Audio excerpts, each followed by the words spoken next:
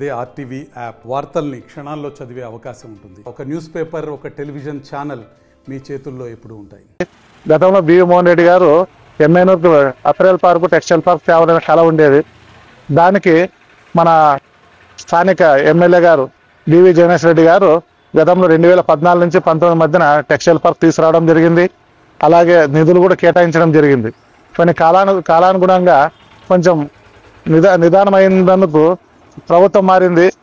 అలాగే మన మాజీ ఎమ్మెల్యే చెన్నకేశ్వరరెడ్డి గారు ఆయంలో టెక్స్టైల్ పార్క్ ముందుకు పోలేదు.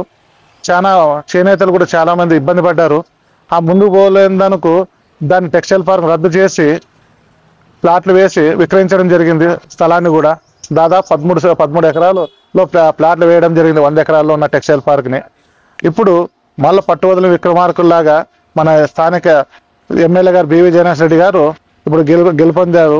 గెలిచిన వెంటనే అసెంబ్లీలో మొన్ననే ప్రస్తావించిన చేనేతల మీద సమస్యల మీద ప్రస్తావించడమే కాదు, టెక్స్టైల్ పార్క్ ఎమ్మెనూరుకి ఎంతో ముందుకు పోతుంది. ఎమ్మెనూరు నియోజకవర్గము టెక్స్టైల్ పార్క్ పెడితేనే బాగుంటుంది అనేది, టెక్స్టైల్ పార్క్ నుండి చేనేతలు జీవితాలు కూడా బాగుపడతాయని మన స్థానిక ఎమ్మెల్యే బివి జగనేష్ రెడ్డి గారు మన అసెంబ్లీలో మొన్ననే చెప్పడం జరిగింది. ఆధ్వర్యంలో మన ఎమ్మెనూరుకి టెక్స్టైల్ పార్క్ 77 ఎకరాల్లో మళ్ళా తిరిగి రప్పించడం చాలా శుభదాయకము.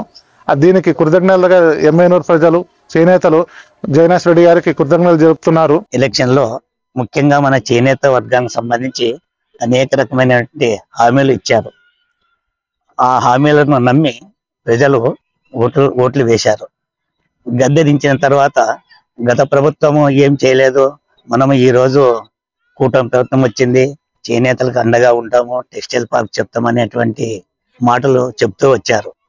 కానీ గత ప్రభుత్వం మన వైఎస్ఆర్ గవర్నమెంట్ లో ఏ హామీ ఇవ్వలేకున్నా ప్రతి చేనేత కార్మికునికి పెట్టుబడి సాయం కింద 24,000 ప్రతి సంవత్సరము కరోనా సమస్యలు ఉన్నా, ఆర్థిక ఇబ్బందులున్నా ఇచ్చిన మాట ప్రకారము కంటిన్యూగా 24,000 రూపాయలు ముడి సరుకు కింద చేనేత సహకారం అందించి ఆ రోజుల్లో చేనేత కార్మికులందరూ ఎంతో ఆనందంతో అనుభవించి ఒక సుఖమైన జీవితాన్ని గడిపారు. ఈ రోజు ఈ కుటుంబ ప్రభుత్వం వచ్చి 6 నెలలు అయింది. ఇంతవరకు చేనేత కార్మికునికి కానీ వాళ్ళు ఇచ్చిన హామీలు కానీ ఏ ఒక్కటి కూడా నెరవేరలేదు చేనేత పరంగా. కాకపోతే మనం ప్రస్తుతం ఉన్నటువంటి మన ఎమ్మెల్యే గౌరవ పెద్దలు చేనేతలందరూ తెలుగుదేశం ప్రభుత్వానికి కానీ, నాకు కానీ, నా కుటుంబం కానీ గుండెకాయలని చెప్తూ వస్తున్నారే తప్ప ఈ రోజు వరకు కేవలం కల్లబల్లి మాట చెప్తూ ఓట్లు వేసే విధంగానే మాట్లాడుతున్నాడు. ఎమ్మెగనూరు నియోజకవర్గం నందు చేనేతలు అధికంగా ఇక్కడ జీవనం చేస్తున్నారు. మరి ఎలక్షన్ టైంలో ఈ చేనేతల ద్వారా ఓట్లు వేయించుకోవడం, వాళ్ళని వదిలేయడం తప్ప ఎవరు వీళ్ళని ముందుకు తీసుకురావడానికి పనిచేయడం లేదు. ఈ చేనేత వర్గాన్ని ఓటు రూపంలో చూస్తున్నారు తప్ప వాళ్ళకి మేలు చేసే రూపంలో చేయడం లేదని 14-19 మధ్యలో తెలుగుదేశం ప్రభుత్వంలోన ఇక్కడ టెక్స్టైల్ పార్క్ ఏర్పాటు చేసని చెప్పి చంద్రబాబు నాయుడు గారితో శంకుస్థాపన చేయడం జరిగింది జగనేష్ రెడ్డి గారు. మరి ఆ జగనేష్ రెడ్డి గారు కూడా ఇప్పుడు మళ్ళా ప్రజలు ఎన్నుకోవడం జరిగింది. ఆయన కూడా ఎలక్షన్లో చేనేతలకు అది చేస్తాం, ఇది చేస్తామని చెప్పి చాలా హామీలు ఇచ్చినారు. చేనేతల ద్వారా నేను గెలిచినానని చెప్పి చెప్పినాడు. కానీ ఇంతవరకు చేనేతలకు ఎటువంటి హామీ కానీ, వాళ్ళకి కావలసిన పనులు కానీ, సబ్సిడీ కానీ, వాళ్ళకి ఇన్సూరెన్స్లు కానీ, ఆరోగ్య సమస్యలు వస్తే వాళ్ళకి ఎటువంటి పనులు చేయాలని చెప్పి వాటి మీద ఎక్కడ కూడా దృష్టి సారించలేదు. చేనేత రంగంలో పనిచేసే వాళ్ళు పని ఉంటే చేసుకోవడం, లేకపోతే వాళ్ళ వృత్తి ఎట్లా అయిపోయిందంటే లాస్ట్కి వాళ్ళ వృత్తిని దిగజార్చుకొని మనసును చంపుకొని హోటల్లోన, సైకిల్ షాపుల్లోన పని చేసుకుంటూ జీవనం సాగిస్తున్నారు.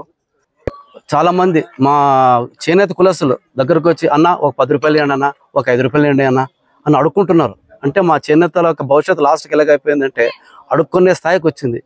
ఏం రా బాబు నువ్వు ఇట్లా చేసుకుంటే ఎట్లా, మీరు కనీసం చేనేతలు కదా, మన కనీసం మగ్గం కానీ, నూలు కానీ, పోగు కానీ ఏదో చేసుకోండి, మగ్గం చేసుకోండి అంటే అన్న ఏం రావటం లేదు, ముడిసరికి రావటం లేదు, ఏం లేవు. ఎక్కడికి వెళ్తే మగ్గలు ఇంట్లో ఉన్నాయి కానీ ముడిసరికి రావటం లేదు, డాలర్ రావటం లేదు, ఏం రావటం లేదు, ఏం చేయాలి, ఏం లేదు.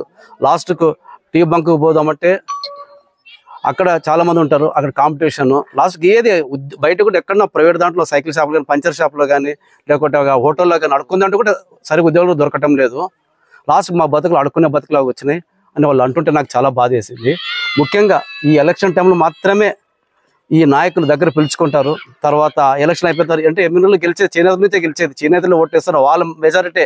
వాళ్ళకు ఎలా ఉంటుందంటే ఎలక్షన్ టైంలో మాత్రమే దగ్గర ఉండి వాళ్ళని దగ్గర రప్పించుకొని ఎలక్షన్ అయిన తర్వాత గాలి వదులుతున్నారు. అలా కాకుండా వాళ్ళని మా ఎమ్మెల్యేలంతా చేనేతలని దగ్గరుండి వాళ్ళకి ఉపాధి కల్పించాలని నా ద్వారా నేను కోరుకుంటున్నాను. ఎమ్మెనూరు నియోజకవర్గం అనేది ఒకప్పుడు చేనేత పూరి అని చెప్పి పెద్ద ఎత్తున ఒక ప్రచారం ఉండేది. అదే భాగంగా ఇక్కడ ఎక్స్పోర్ట్ అయినటువంటి చేనేత వస్త్రాలను ఇతర దేశాలతో పాటు ఇతర రాష్ట్రాలకు ఇతర జిల్లాలకు కూడా ఆ విధంగా సరఫరా చేసినటువంటి సంఘటనలు కూడా ఇక్కడ జరిగాయి. కానీ ఈ మధ్యకాలం ఏంటంటే చాలా మంది చేనేత కుటుంబం మీద ఆధారపడినటువంటి కార్మికులందరూ కూడా వాళ్ళకి జీవన ఉపాధి కరువైపోయి నిత్యం కూడా ఆ యొక్క పనిని వదిలేసి ఇతర పనులకు కానీ ఇతర వ్యాపకాలకు కానీ అలవాటు పడడం జరుగుతుంది. ప్రధానంగా హోటల్లో రోజుకి 300 రూపాయలు 800 రూపాయలు కూడా పనిచేయడం జరుగుతుంది. దీనికి కారణం ఏంటంటే పాలక ప్రభుత్వాలు వైఫల్యాలే ఈ చేనేత కుటుంబాలకు తినడానికి తిండి లేకుండా రోడ్డున పడే పరిస్థితి తీసుకొచ్చిన కారణం కూడా పాలక ప్రభుత్వాలు అని చెప్పి.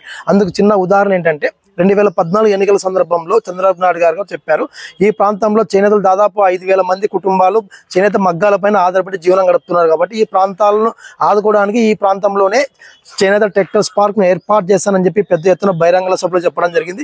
చెప్పిన తర్వాత కూడా అధికారంలోకి వచ్చిన తర్వాత కూడా ఆయన సలాం చూడడానికి కేవలం 5 ఏళ్ళు పట్టింది. అదే 2019 ఎన్నికల్లో మరొకసారి మేము గెలిస్తే ఈ ప్రాంతంలో చేనేత టెక్స్టైల్స్ పార్క్ ను తీసుకొస్తామని చెప్పడం జరిగింది. కానీ ఓటర్లు పూర్తి స్థాయిలో నువ్వు తీసుకొచ్చేది దేవుడు ఎరుగు, నువ్వు ఎన్నికల ముందు మాత్రమే హామీ ఇచ్చి వాగ్దానం చేస్తావు, తర్వాత ఇంప్లిమెంట్ చేయవని చెప్పి సున్నం పెట్టడం జరిగింది అది టీడీపీ ప్రభుత్వానికి. 2019లో అధికారంలోకి వచ్చినటువంటి వైసీపీ ప్రభుత్వం టెక్స్టైల్స్ పార్క్ ని పక్కకు పెట్టేసి ఆ పక్కన ఉన్నటువంటి ఆ సైట్ లో పూర్తి స్థాయిలో వెంచర్ వేసి ప్లాట్లు అమ్మడం జరిగింది. మళ్ళీ తీరా సంబంధించి 2024 ఎన్నికలలో మేము గెలిచి ఈ ప్రాంతంలో టెక్స్టైల్స్ పార్క్ తీసుకొస్తామని చెప్పి ఈ ప్రాంతం ఉన్నటువంటి నియోజకవర్గ ఎమ్మెల్యే గారు చెప్పడం జరిగింది. సరే గెలిచారు, ఇప్పుడైనా టెక్స్టైల్స్ పార్క్ ను ఏర్పాటు చేస్తారా, లేకపోతే ఈ టెక్స్టైల్స్ పార్క్ కూడా 2029 ఎన్నికల నాడుకు తీసుకెళ్లి అప్పుడు గెలిస్తే 2033లో 34లో ఏర్పాటు చేస్తామని చెప్పి ఏమైనా చెప్తారా అని చెప్పి సందర్భంగా మేము కోరుతున్నాం. ఇప్పటికే వాళ్ళ జీవనం గతి పూర్తి స్థాయిలో ఇబ్బందులు పడుతున్నారు. తినడానికి తిండికి లేక అన్నమో రామచంద్ర అని చెప్పి ఆ కార్మికులు అలమటిస్తున్నటువంటి సందర్భంలోనే చిత్తశుద్ధి ఉంటే ఈ యొక్క 2024 ఎన్నికల్లో గెలిచినటువంటి తర్వాత తక్షణమే మీరు టెక్స్టైల్స్ పార్క్ ఏర్పాటు చేయాలని చెప్పి మేము విజ్ఞప్తి చేస్తున్నాం. లేని పక్షంలో కేవలం ఓట్లు దండుకోవడానికో ఓట్లు మలుచుకోవడానికో ఓట్లు వేయించుకోవడానికో ఆ బూటు కప్పు హామీలు ఇచ్చి చేనేత కార్మికులు మోసం చేద్దామని చెప్పి ఈ నియోజకవర్గంలో 2 సార్లు పోటీ చేసినటువంటి ఎమ్మెల్యేలను కానీ అధికారం గెలిచిన ఎమ్మెల్యేలను కానీ అటు ఓడిన ఎమ్మెల్యేలను కానీ ఇద్దరు కూడా చూసిస్తాం. కాబట్టి మీ ఇద్దరు జీవన స్థితులు బాగున్నప్పటికీ కూడా ఇక్కడ ఉన్నటువంటి చేనేత కుటుంబాల జీవన స్థితి పూర్తి స్థాయిలో దిగజారి దీనస్థితిలో ఉన్నారు. కాబట్టి మరొకసారి మోసం చేయకోకున్నట్టు చేనేత టెక్స్టైల్స్ పార్క్ ను ఏర్పాటు చేసి ఆ వైపున కార్మికులను ఆదుకోవాలని చెప్పి సందర్భంగా డిమాండ్ చేస్తున్నాం. మరిన్ని వీడియోస్ కోసం ఛానల్ ని సబ్స్క్రైబ్ చేయండి, లేటెస్ట్ అప్డేట్స్ కోసం వాట్సాప్ ఛానల్ ని ఫాలో చేయండి అండ్ లింక్ డిస్క్రిప్షన్ లో ఉంది.